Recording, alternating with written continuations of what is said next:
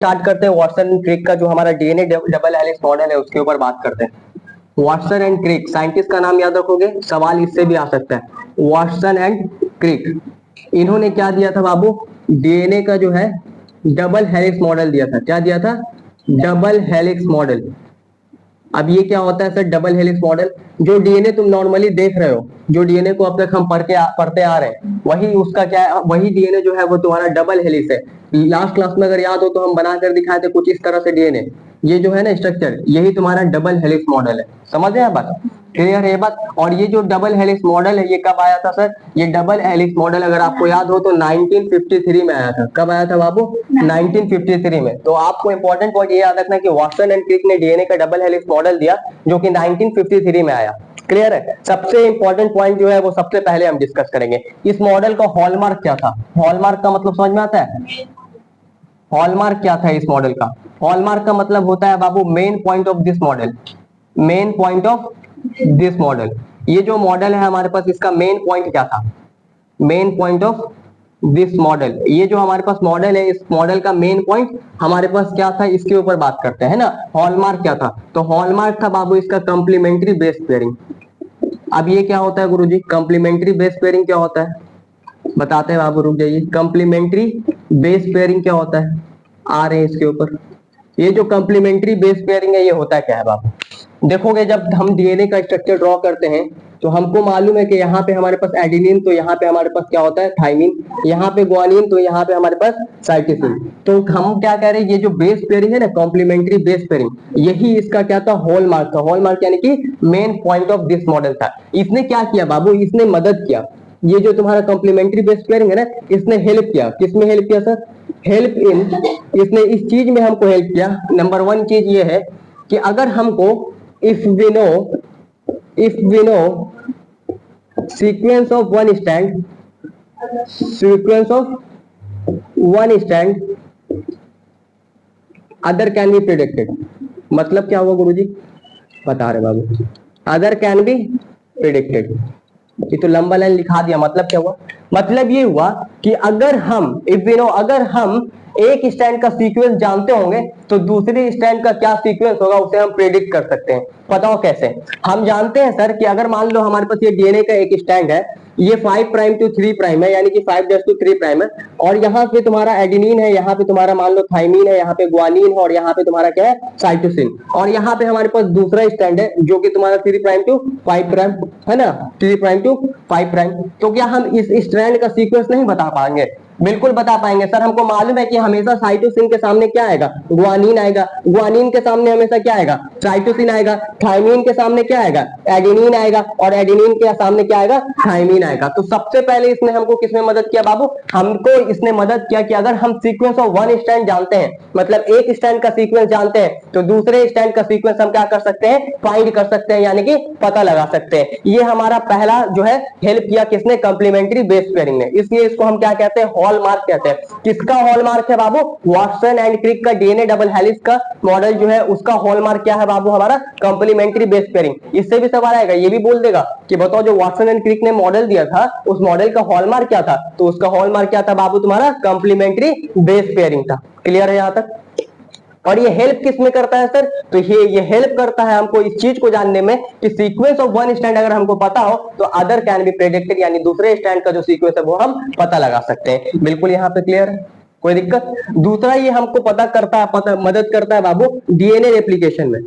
DNA replication जो है वो कैसे होगा, इसमें भी है ना, डीएनए रेप्लिकेशन जो है वो कैसे अकर, यानी कि कैसे होगा, इसमें भी पता मदद करता है।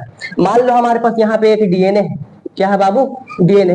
इस डीएनए को हमने खोला, 5 प्राइम टू 3 प्राइम बनाया, है ना, और यहां से हमने बनाया 3 प्राइम टू 5 प्राइम। यहां मान लो सीक्वेंस है ए टी जी सी, आप कुछ भी लिख सकते हैं। तो यहाँ टी है ना, ए, और फिर यहाँ पे हमारे पास सी और जी, और आगे हमको मालूम है कि ये क्या करेगा। देखो ये हमारा इसका हो गया कॉम्प्लीमेंट्री। अब ये क्या करेगा, अगर इसको कॉपी बनाना होगा, क्या बनाना होगा, कॉपी बनाना होगा, तो ये एक न्यू स्टैंड बनाएगा और एक ये न्यू स्टैंड बनाएगा। समझिए बात, ये एक अपना न्यू स्टैंड बनाएगा और ये एक अपना न्यू स्टैंड बनाएगा। ठीक है, तो मान लो अगर ये अपना न्यू स्टैंड बनाता है तो 5 प्राइम टू हमारे पास क्या है, 3 प्राइम है, जिसका सीक्वेंस क्या है, ATGC है। जिसका सीक्वेंस क्या है बाबू, ATGC है। समझ में आ रहा है यहाँ तक? और अगर ये न्यू स्टैंड बनाता है तो ये जो न्यू स्टैंड है उसका सीक्वेंस क्या होगा? हमको पता है सी के सामने क्या आता है? जी। जी के सामने क्या आता है? सी। टी के सामने कौन आता है? ए के सामने कौन आता है? टी। क्लियर है? और उसी तरह जब यहाँ पे हमारा ये बना के देगा तो इसका देख लेते हैं सर। ये जो है हमारा 3 प्राइम टू क्या है? 5 प्राइम है। क्लियर? और यहाँ पे टी ए सी जी है हमारे पास, क्या है? टी ए और यहाँ पे सी और यहाँ पे हमारे पास जी है। क्लियर है यहाँ तक? टी ए सी जी है। और अगर ये न्यू स्टैंड बनाता है, मतलब नया स्टैंड बनाता है, ठीक है, तो ये जो जब नया स्टैंड बनाएगा तो यहाँ पे 5 प्राइम हो जाएगा और यहाँ पे क्या हो जाएगा? 3 प्राइम, है ना? 5 डैश और 3 डैश भी कह सकते हो। थाइमीन के सामने हमेशा क्या आएगा सर? एडिनिन। एडिनिन के सामने हमेशा क्या आएगा सर? थाइमीन। और साइटोसिन के सामने हमेशा क्या आएगा? ग्वानिन। और ग्वानिन के सामने हमेशा क्या आएगा? साइटोसिन। मतलब किस तरह से डीएनए रेप्लिकेशन हो रहा है? डीएनए रेप्लिकेशन का मतलब समझ में आता है? डीएनए रेप्लिकेशन का मतलब समझ में आता है?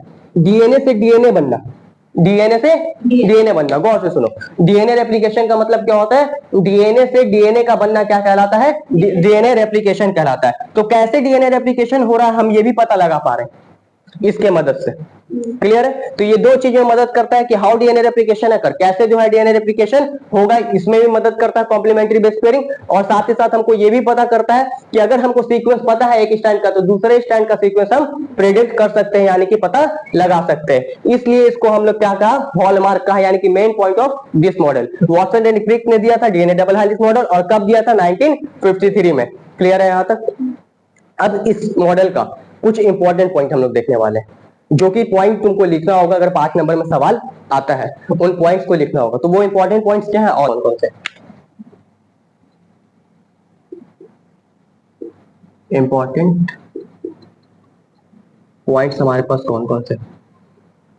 सबसे पहला पॉइंट आपको ये याद रखना है बाबू कि डीएनए जो है वो किसका बना होता है? DNA is made up of 2 polynucleotide chain, है ना? 2 पॉलीन्यूक्लियोटाइड चेन का बना होता है ना बाबू।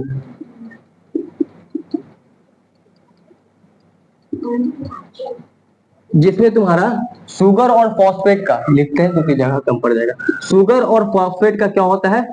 शुगर एंड फॉस्फेट का तुम्हारा जिसमें क्या होता है बाबू? बैकबोन होता है। शुगर और फॉस्फेट का क्या होता है? बैकबोन होता है। ये सब पढ़ा चुके हैं, बस उस पॉइंट लिखा रहे हैं। शुगर और फॉस्फेट का क्या होता है? बैकबोन होता है। एंड नाइट्रोजिनस बेस, और जो हमारे पास नाइट्रोजिनस बेस होता है वो प्रोजेक्टेड होता है इनसाइड, यानी कि अंदर की तरफ। पढ़ाया तो ठीक है गुरुजी, लेकिन एक बार याद दिला दीजिए। देखो याद दिला देते हैं। इस तरह से हमारे पास 2 पॉलीन्यूक्लियोटाइड चेन होता है बाबू।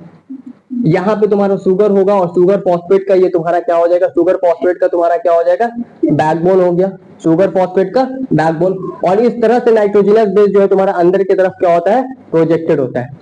एक इधर से नाइट्रोजनस बेस प्रोजेक्टेड होता है अंदर की तरफ से, और इधर से नाइट्रोजनस बेस अंदर की तरफ प्रोजेक्टेड होता है। तो बस हमने यही लिखा है कि डीएनए जो है वो किसका बना होता है? Made up of 2 polynucleotide chain. एक ये हो गया और एक ये हो गया। डीएनए जो है वो किसका बना होता है? 2 पॉलीन्यूक्लियोटाइड चेन का बना होता है, और जिसमें शुगर और फॉस्फेट जो है वो क्या होता है? उसका बैकबोन होता है, और नाइट्रोजनस बेस जो है वो अंदर की तरफ प्रोजेक्ट होते हैं। Nitrogenous base projected inside. ये तुम्हारा पहला पॉइंट हो गया। क्लियर है?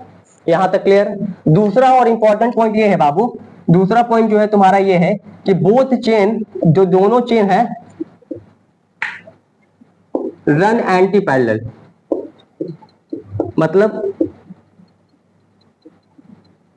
दोनों चेन जो है वो रन कैसे करता है बाबू? Anti parallel. एंटी पैरेलल का मतलब गुरुजी, एक 5 प्राइम टू 3 प्राइम है ना, वन इज अगर 5 प्राइम टू 3 प्राइम है तो अनदर जो होगा हमारा वो हो जाएगा हमारा 3 प्राइम टू 5 प्राइम।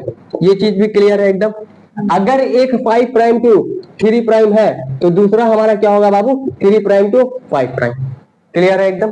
तो दूसरा पॉइंट ये याद रखना है इस मॉडल के कि both chain run anti parallel. दोनों चेन जो है वो क्या करेंगे? एंटी पैरेलल, है ना? एक 5 प्राइम टू 3 प्राइम है तो दूसरा हमारा जो होगा वो कैसे होगा बाबू? 3 प्राइम टू 5 प्राइम होगा। ये तुम्हारा दूसरा पॉइंट हो गया। एकदम क्लियर है? कोई दिक्कत नहीं?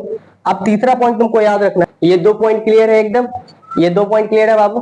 पहला पॉइंट कहा कि डीएनए जो है वो बना होगा सर 2 पॉलीन्यूक्लियोटाइड चेन का। जिसमें शुगर और फॉस्फेट का बैकबोन होगा। याद रखना, ये सबसे सवाल आएगा। शुगर और फॉस्फेट का क्या होगा? बैकबोन होगा। और नाइट्रोजिनस बेस जो होंगे वो प्रोजेक्टेड होंगे अंदर की तरफ, यानी कि इनसाइड। दूसरा पॉइंट कह रहा है both chain run anti parallel. दोनों चेन जो है हमारा वो रन करता है एंटी पैरेलल, पैरेलल नहीं एंटी पैरेलल, है ना। एंटी मतलब अगेंस्ट। एक 5 प्राइम टू 3 प्राइम है तो दूसरा क्या है? 3 प्राइम टू 5 प्राइम। क्लियर है। तीसरा पॉइंट और इंपॉर्टेंट पॉइंट तुमको ये याद रखना बाबू, तीसरा जो कि बहुत इंपॉर्टेंट पॉइंट है, कह रहा है इसमें कि जो हमारा नाइट्रोजिनस बेस है वो क्या करता है? Nitrogenous base form hydrogen bond. Nitrogenous base क्या बनाते हैं बाबू? हाइड्रोजन बॉन्ड बनाते हैं, जिसमें एडिनिन जो है हमारा ये क्या करता है बाबू? फॉर्म करता है 2 hydrogen bond. 2 hydrogen bond with किसके साथ? बता दो, थाइमीन के साथ, है ना। एडिनिन हमेशा क्या किसके साथ जाएगा बाबू? थाइमीन के साथ, अगर डीएनए में है तो। और आरएनए है तो यूरेसिल के साथ। आरएनए है तो यूरेसिल, और अगर डीएनए है तो एडेनिन किसके साथ बॉन्ड बनाएगा? थाइमीन के साथ। तो एडेनिन जो है वो थाइमीन के साथ तुम्हारा बॉन्ड बनाता है, और कितना बॉन्ड बनाता है? 2 हाइड्रोजन बॉन्ड। क्लियर है एकदम। तो adenine form 2 hydrogen bond with thymine and guanine form, है ना, guanine form 3 hydrogen bond, 3 hydrogen bond with cytosine. मतलब सर एक बार रिपीट कीजिए। नाइट्रोजिनस बेस जो है वो क्या करता है बाबू? हाइड्रोजन बॉन्ड बनाता है। एडिनिन बनाता है 2 हाइड्रोजन बॉन्ड थाइमीन के साथ, क्योंकि हमेशा एक ही है ना। एडिनिन जो है वो 2 हाइड्रोजन बॉन्ड बनाएगा किसके साथ? थाइमीन के साथ। और जो गुआनिन है वो क्या बनाएगा बाबू? 3 हाइड्रोजन बॉन्ड बनाएगा किसके साथ? साइटोसिन के साथ। एकदम क्लियर है ये पॉइंट। गुआनिन जो है वो कितना हाइड्रोजन बॉन्ड बनाएगा? 3 हाइड्रोजन बॉन्ड बनाएगा किसके साथ? साइटोसिन के साथ। ये पॉइंट भी क्लियर है। पॉइंट नंबर 4 क्या है सर? 3 पॉइंट हो गया है ना। पॉइंट नंबर 4 कह रहा है तुम्हारा, पॉइंट नंबर 4 ये कहता है कि डीएनए जो है हमारा डबल हेलिक्स है। DNA is a double helix, है ना। Double helix structure, double helix structure होता है जिसमें 1 टन बराबर कितना बेस पेयर होता है बाबू? 10 बेस पेयर। तुम्हारे नोट्स में अंग्रेजी लिखा हुआ, हम शॉर्ट में लिख दिया, ठीक है। डीएनए जो है वो हमारा डबल हेलिक्स स्ट्रक्चर होता है, जिसमें 1 टन बराबर कितना बेस पेयर होता है बाबू? 10 बेस पेयर होता है। 1 टन बराबर कितना बेस पेयर होता है? 10 बेस पेयर होता है। और पिच जो होता है ना, इसको हम लोग पिच भी कहते हैं। क्या कहते हैं? Pitch. Pitch of 1 turn, pitch of 1 turn जो है हमारा वो कितना होता है? 3.4 नैनोमीटर होता है। पिच का मतलब समझ में आया? जैसे मान लो हमने यहां से यहां तक डीएनए बनाया, ये हमने क्या बनाया? डीएनए। यहां से लेकर यहां तक जो ये 1 टर्न हुआ है ना बाबू, ये कहलाता है तुम्हारा 1 टर्न। क्या कहलाता है? 1 टर्न। और इस 1 टर्न में कितना बेस पेयर होता है? 10 बेस पेयर होता है। कितना बेस पेयर होता है? 10 बेस पेयर होता है। और साथ ही साथ बाबू ये तुम्हारा यहां से यहां तक जो पिच है, ये तुम्हारा पिच कहलाता है। क्या कहलाता है? पिच। और ये पिच का जो लेंथ है वो कितना होता है? 3.4 नैनोमीटर होता है। तो हम ये कह सकते हैं गुरुजी की जो हमारा 2 बेस पेयर होगा, है ना, 2 बेस पेयर होगा, मतलब यहां से हम कह सकते हैं कि distance between 2 base pair, distance between 2 base pair, 2 base pair के बीच का जो डिफरेंस होगा वो कितना हो जाएगा? डिवाइड कर दो। डिस्टेंस बिटवीन 2 बेस पेयर जो है हमारा कितना हो जाएगा? 0.34 नैनोमीटर। क्योंकि यहां से यहां तक 3.4 नैनोमीटर है और यहां से यहां तक 10 बेस पेयर है, तो 2 बेस पेयर के बीच का डिफरेंस कितना हो जाएगा? 0.34 नैनोमीटर हो जाएगा। क्लियर है यहां तक? कह रहा है डीएनए जो है वो डबल हेलिक्स स्ट्रक्चर होता है। 1 टन में 10 पेयर होता है, 10 बेस पेयर होता है। पिच ऑफ 1 टन बराबर 3.4 नैनोमीटर। क्लियर है? Distance between 2 base pair, 2 base pair के बीच का डिस्टेंस जो है वो कितना होता है? 0.34 नैनोमीटर। एक और इंपॉर्टेंट पॉइंट यहाँ पे याद रखना बाबू कि प्यूरिन जो है वो हमेशा किसके साथ जाता है? प्यूरिन जो है हमेशा किसके साथ जाता है? पिरामिडिन के साथ। इससे क्या होता है सर? प्यूरिन जो है हमेशा पिरामिडिन के साथ जाता है। इससे क्या होता है? यूनिफॉर्म डिस्टेंस मेंटेन रहता है। यूनिफॉर्म डिस्टेंस क्या रहता है? मेंटेन रहता है। कैसे गुरुजी? बताते हैं कैसे। यहां पे मान लो हमारे पास देखो, एक जो है हमारा प्यूरिन जो है वो डबल लिंक होता है, और प्यूरिन जो प्यूरिन है हमारा डबल लिंक होता है, और पिरामिडिन जो है वो सिंगल लिंक होता है। और मान लो यहाँ पे हमने एक प्यूरिन दिया और इधर पिरामिडिन दिया, ठीक है, प्यूरिन दिया और पिरामिडिन दिया। एडिनिन हमारा क्या होता है? प्यूरिन होता है। एडिनिन क्या है? प्यूरिन है। और पिरामिडिन में मान लो हमारे पास क्या है? थाइमिन है। और यहाँ हमारे पास ग्वानिन क्या होता है बाबू? पिरामिड प्यूरिन होता है। और साइटोसिन जो है हमारा क्या होता है, साइटोसिन जो है होता है हमारा पिरामिडीन होता है। तो यहाँ पे देखो क्या होगा, इधर से अगर इधर दोनों तरफ अगर हम प्यूरिन दे दें तो जो यूनिफॉर्म डिस्टेंस है वो मेजर नहीं रह पाएगा, मतलब रह नहीं पाएगा, क्योंकि देखो इधर से डबल बॉन्ड है, इधर डबल रिंग है, इधर से सिंगल रिंग है, तो वो मेंटेन करके रहता है। अगर मान लो हम यहाँ गुआनिन दे दें और यहाँ साइटोसिन दे दें तो यहाँ पे फिर डबल रिंग हो जाएगा और यहाँ पे क्या हो जाएगा, सिंगल रिंग हो जाएगा। तो इसके वजह से ये जो डिस्टेंस है वो मेंटेन है। और ये डिस्टेंस कितना होता है, यहाँ से यहाँ तक का डिस्टेंस पता है कितना होता है, 2 नैनोमीटर, पता है ना।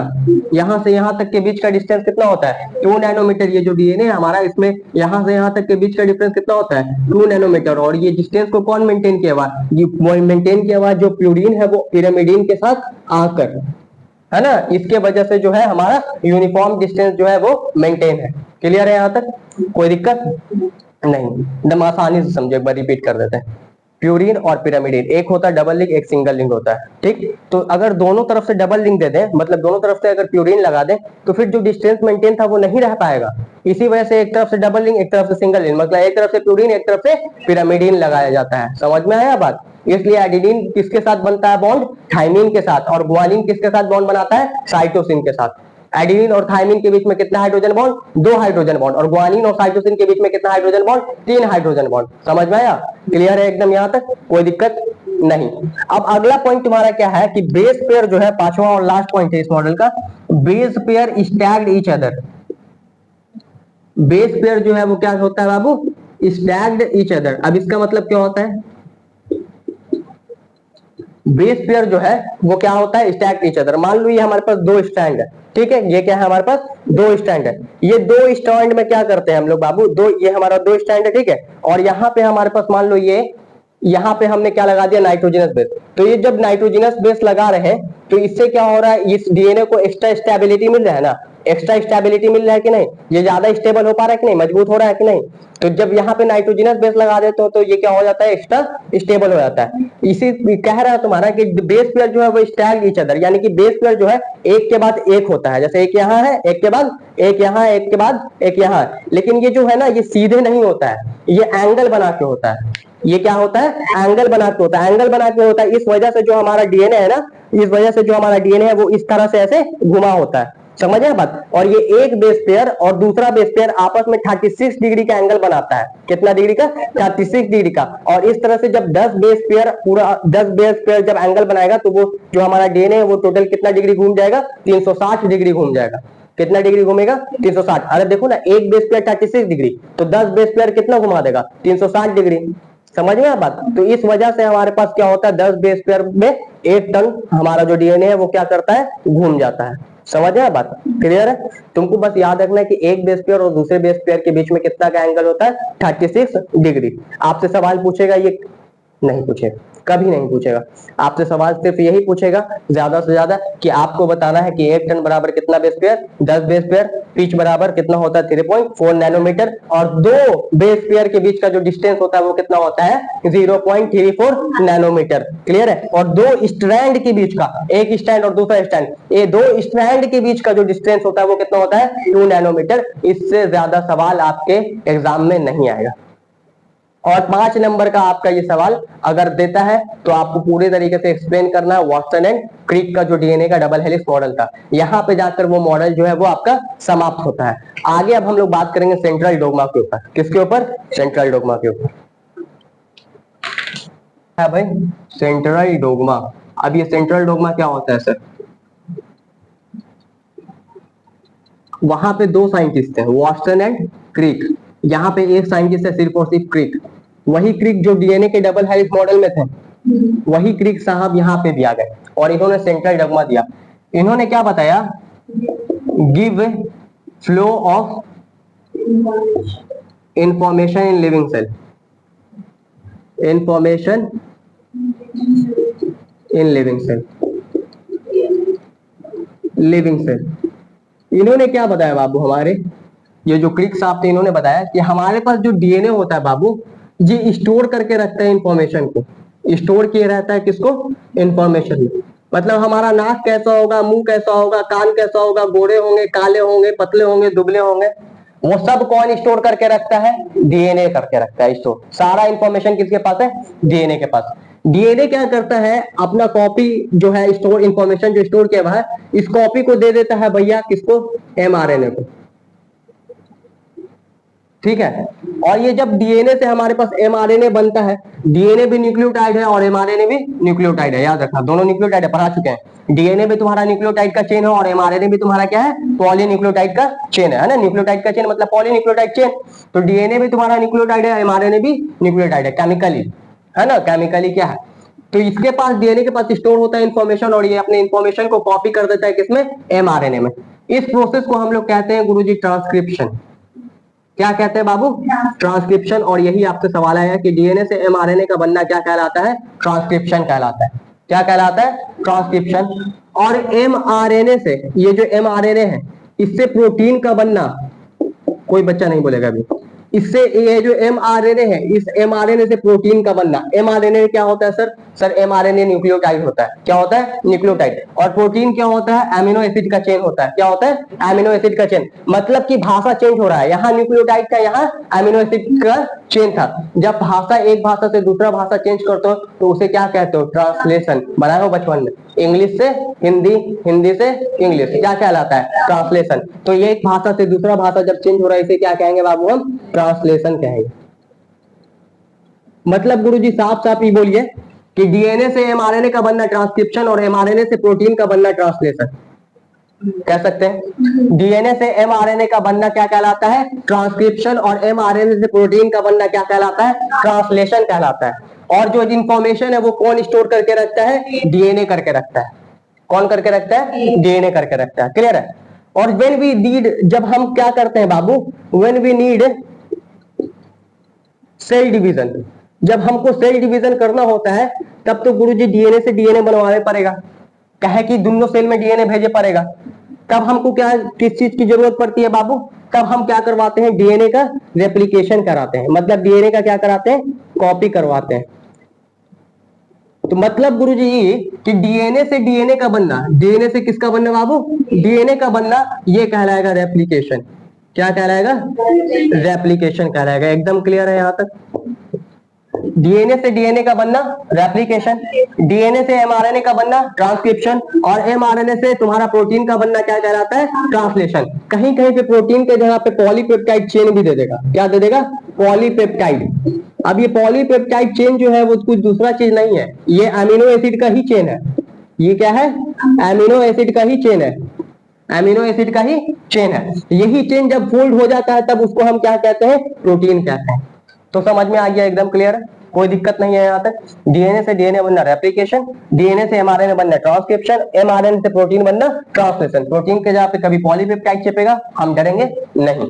क्लियर है एकदम, कोई दिक्कत नहीं। अब क्या होता है, कुछ ऐसे ऑर्गेनिज्म है हमारे पास जिसमें जो जेनेटिक मटेरियल है वो आरएनए होता है, मतलब उसके पास आरएनए प्रेजेंट है, आरएनए के पास इंफॉर्मेशन है। तब हम क्या, आरएनए से फिर क्या जो हमको इंफॉर्मेशन है वो लोग क्या करता है, वो लोग क्या करता है, जिसके पास क्या है जेनेटिक मटेरियल, हमारे पास क्या है, जिसके पास आरएनए है, वो क्या करता है बाबू, वो बनाता है आरएनए से डीएनए। वो क्या बनाता है, आरएनए से डीएनए, और फिर ये डीएनए से क्या बनता है, बाद में उसके पास आरएनए बनता है ना, एमआरएनए बनता है। सुनो, किसी किसी के पास जो जेनेटिक मटेरियल है वो क्या होता है, आरएनए। जैसे कि वायरस है ना, वायरस में जो जेनेटिक मटेरियल है वो क्या होता है, आरएनए। तो आरएनए से क्या करता है, वो पहले डीएनए बनाता है, और फिर डीएनए से क्या बनाता है, आरएनए बनाता है, और फिर आरएनए से आगे फर्दर क्या बनाएगा, प्रोटीन बनाएगा या पॉलीपेप्टाइड का चेन बनाएगा। क्लियर है। तो होता क्या है, हमारे पास दो साइंटिस्ट हैं, ठीक, हमारे पास आते हैं बाबू, एक का नाम है टैमिन और एक का नाम है तुम्हारा बेल्टीमोर। ये जो दो साइंटिस्ट है हमारे पास, टैमिन एंड बेल्टीमोर, इन्होंने क्या किया, मॉडिफाई किया सेंट्रल डोग्मा को। किसको मॉडिफाई किया बाबू, सेंट्रल डोग्मा को इन्होंने क्या किया, मॉडिफाई किया। और इन्होंने क्या बताया, इन्होंने ये बताया, ये वाला मिटा दे, ये वाला मिटा देते, ठीक है, डस्टर का ये वाला मिटा देते। इन्होंने क्या बताया बाबू कि हमारे पास ठीक है डीएनए है, ठीक है, और डीएनए है, फिर यहां से हमारे पास एमआरएनए, और फिर यहां से हमारे पास प्रोटीन। ये एमआरएनए से तो प्रोटीन बन रहा है, तो इसको हम हमेशा क्या कहेंगे, ट्रांसलेशन कहेंगे। और डीएनए से एमआरएनए बन रहा है तो उसको क्या कहेंगे, ट्रांसक्रिप्शन कहेंगे। और डीएनए से डीएनए बन रहा है तो उसको हम क्या कहेंगे, रेप्लिकेशन कहेंगे। क्या कहेंगे बाबू? रेप्लिकेशन कहेंगे। लेकिन कुछ ऑर्गेनिज्म ऐसे हैं जिनमें एमआरएनए यानी कि आरएनए से क्या बनता है? डीएनए बनता है, और इसे हम लोग कहते हैं रिवर्स ट्रांसक्रिप्शन। क्या कहते हैं बाबू? रिवर्स ट्रांसक्रिप्शन हो रहा है ना, रिवर्स ट्रांसक्रिप्शन जो है वो रिवर्स हो रहा है ना, इसलिए इसको हम नाम क्या देते हैं? रिवर्स ट्रांसक्रिप्शन नाम देते हैं। और इस रिवर्स ट्रांसक्रिप्शन के लिए जो एंजाइम रिस्पॉन्सिबल है, मतलब कोई एंजाइम है जो कि ये काम करवाता है, जो एंजाइम रिस्पॉन्सिबल है उसका नाम क्या है गुरुजी? ये भी सवाल आता है। एंजाइम जो है वो रिस्पॉन्सिबल है, उसका नाम क्या है? उसका नाम है रिवर्स ट्रांसक्रिप्टेज। क्या नाम है बाबू? Reverse transcriptase. एज एज क्या लगाना है? एज। क्लियर है एकदम? तो टेमिन एंड बाल्टीमोर ने क्या किया? मॉडिफाई किया सेंट्रल डोग्मा को। डीएनए से डीएनए बनता है तो सर रेप्लिकेशन कह देते हैं, डीएनए से एमआरएनए बनता है तो ट्रांसक्रिप्शन, और एमआरएनए से प्रोटीन बनता है तो ट्रांसलेशन कहते हैं। एकदम क्लियर है? यहां तक हमने ये देखा कि कुछ ऑर्गेनिज्म में हमारे पास एमआरएनए है, मतलब आरएनए है, तो अब हम आरएनए से क्या करेंगे बाबू? डीएनए बनाएंगे, क्योंकि आरएनए से आरएनए कभी नहीं बनता है, याद रखना। आरएनए से आरएनए कभी नहीं बनता है, तो आरएनए से हम पहले डीएनए बनाया और फिर डीएनए से हम क्या करेंगे? आगे एमआरएनए बनाएंगे। तो इस आरएनए से इस डीएनए का बनाना क्या कहलाता है? रिवर्स ट्रांसक्रिप्शन कहलाता है। क्या कहलाता है? Reverse transcription. और इस रिवर्स ट्रांसक्रिप्शन के लिए जो एंजाइम रिस्पॉन्सिबल होता है उसका नाम क्या है? Reverse transcriptase. क्या नाम है? Reverse transcriptase. क्लियर है एकदम? कोई डाउट नहीं है? तो आज की बातें यहीं तक, बाकी बातें कल करते हैं।